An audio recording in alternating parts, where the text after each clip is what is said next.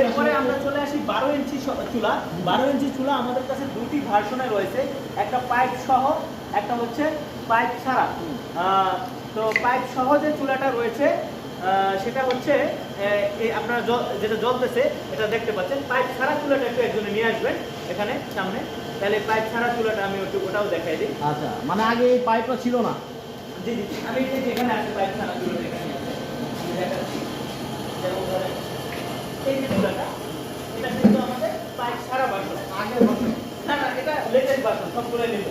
তো এটা পাইপ ছাড়া ভার্সন। পাইপ সহ ভার্সন এবং পাইপ ছাড়া ভার্সনের পার্থক্যটা আমি দর্শকদের একদম লাইভ বুঝিয়ে দিই পাশাপাশি। এটা কিন্তু অনেক ওয়েট চুলাগুলো।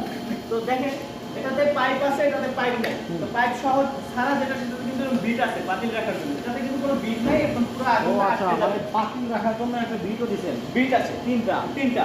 আর এখানে কিন্তু কোনো বিট নাই। ওকে। তো